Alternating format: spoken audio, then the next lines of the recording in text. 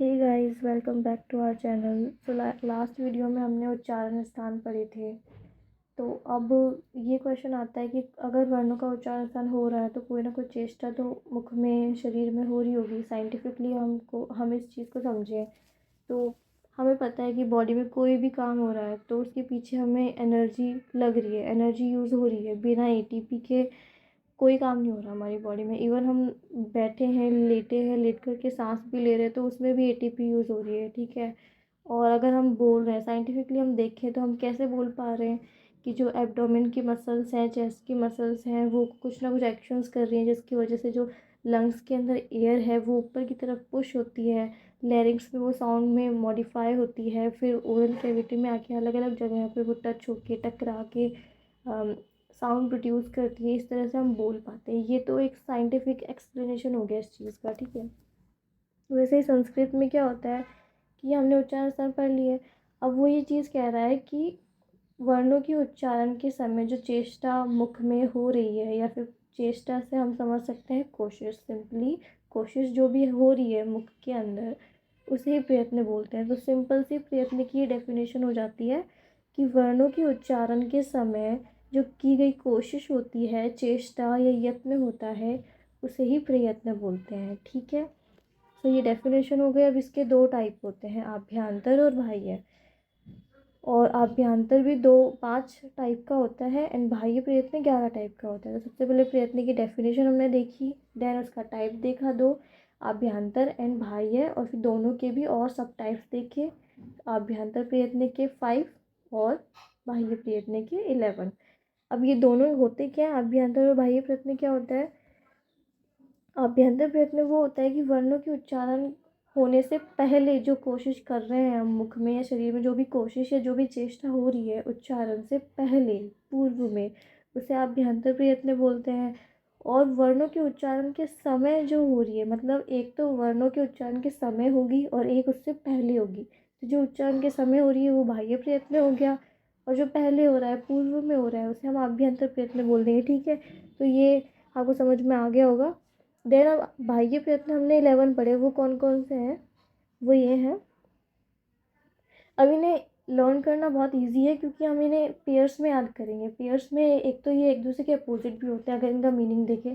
वैसे मीनिंग मैंने इसमें लिखा नहीं है क्योंकि वो एग्ज़ाम में पूछा नहीं जाता है, ठीक है। आपको अगर नॉलेज के लिए पढ़ना है तो आप बुक से पढ़ सकते हैं, बाकी पूछा नहीं जाता है।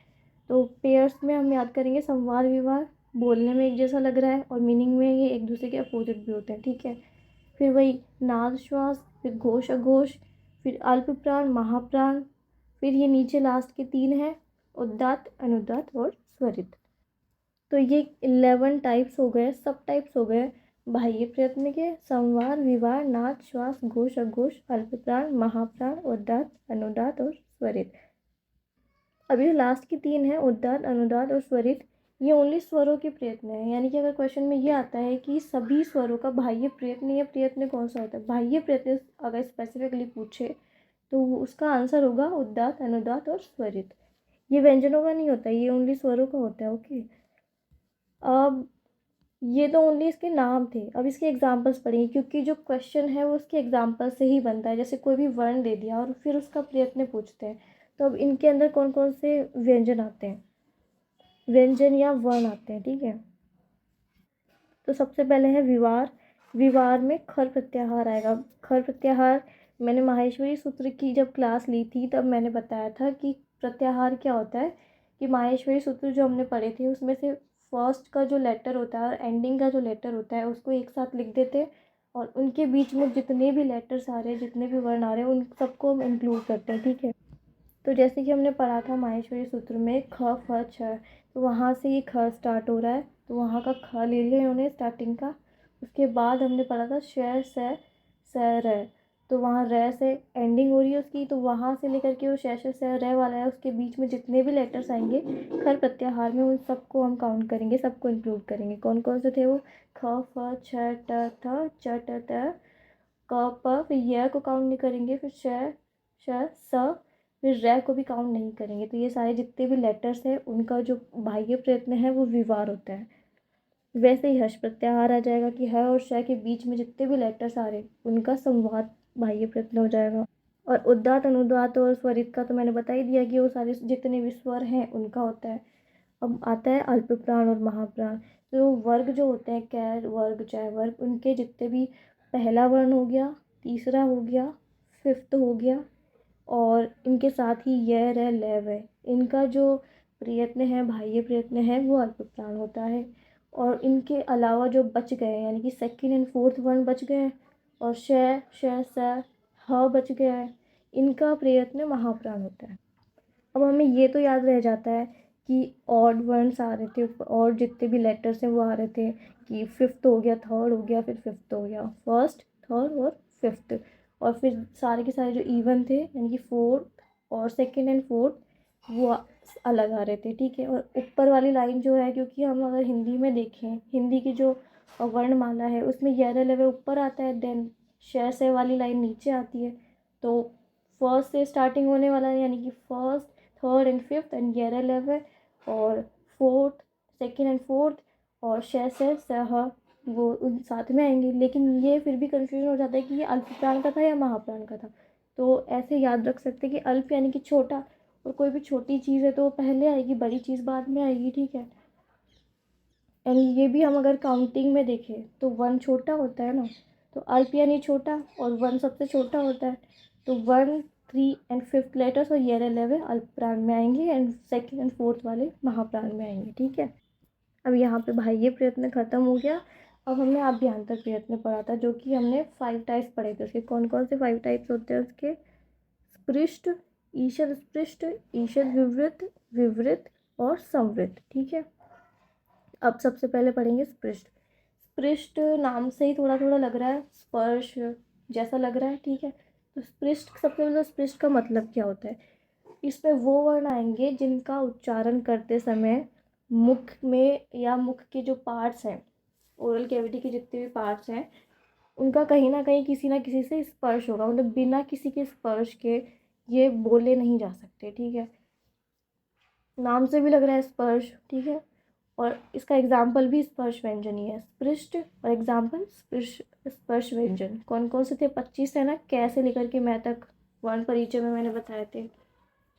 देन फिर सेकंड में आता है ईषद स्पृष्ट। स्पृष्ट का मतलब तो हमें समझ में आ गया, स्पर्श हो रहा था, ठीक है। अब ईषद एक संस्कृत वर्ड होता है जिसका मतलब होता है थोड़ा, थोड़ा या बहुत कम। तो इसको संस्कृत में लिखने के लिए हम ईषद वर्ड यूज़ करते हैं।